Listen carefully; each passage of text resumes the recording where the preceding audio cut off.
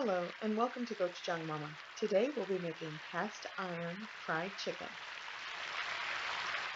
Now let's get started. First I took a whole chicken and broke it down into about 10 pieces.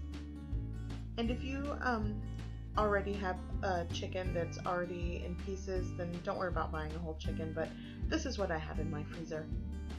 And here I'm going to go ahead and cut the breast pieces in half. So it'll give me 4 pieces of breast meat.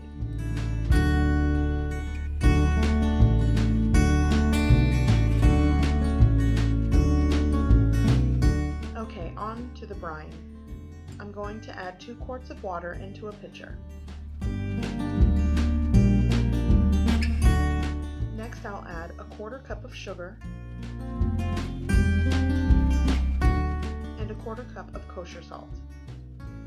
I'm going to mix until dissolved.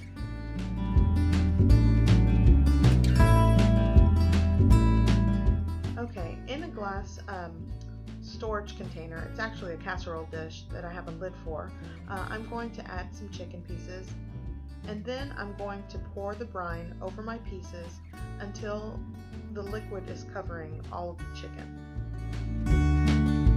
And just a side note, I prefer to use glass when storing raw meats, so this is why I use these containers. And I'm going to add cling wrap just to ensure that the water doesn't spill or the brine doesn't spill, and then just cover it with the lid. I'm going to go ahead and repeat the process for the remaining pieces of chicken.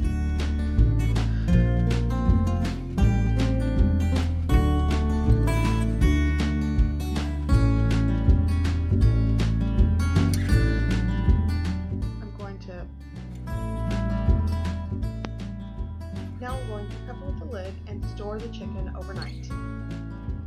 The next day I remove the chicken, drain all of the brine, give it a good rinse in cold water, and here we have our chicken pieces. Now I'm going to take 2 large eggs,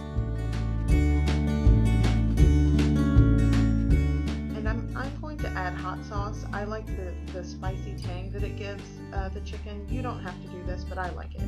And now I'm going to beat the egg and the hot sauce together.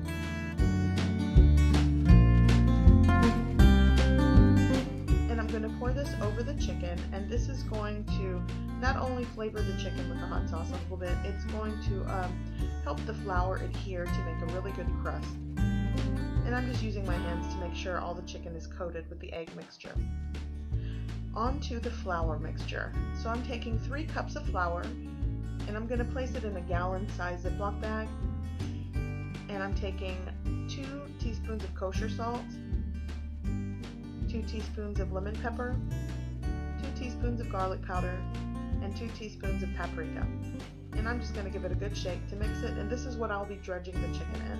And if you like seasoning salt or other seasonings with your chicken, add it. This is just a basic seasoning that I like to do for the dredging flour. So here I'm just going to take a piece of chicken and I'm going to just shake it and move it around in the bag and make sure it's completely coated.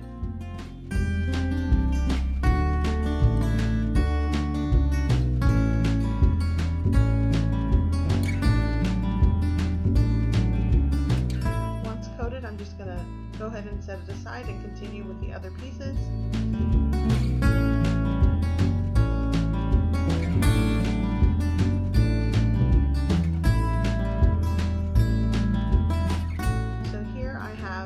All of my pieces, and I'm going to let, before I fry the chicken, I like to let it set for at least 10 minutes.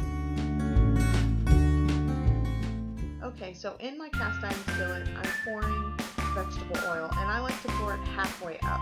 You don't want to go any higher than halfway, and I just like to test my oil to make sure it's hot. It's a very scientific way. So on to frying. I'm going to go ahead and start off with dark meat. I have 2 legs and thigh meat. And I like to place the skin side down, and it's 12 minutes per side, 10 to 12 minutes per side. And once I place the chicken in the pan, I don't like to move it because this will allow the flour to form a good crust, and you don't want to disturb that. You don't want any pieces floating in your oil. So after 12 minutes, I'm going to go ahead and flip it around.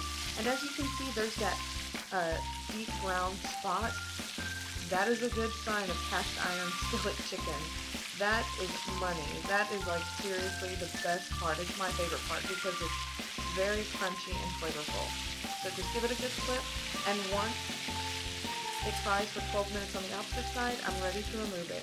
And off to the side, I have a rack on top of a baking pan, and this is where I'll put the chicken just to let any residual grease strip off, and it'll maintain its crunchy exterior.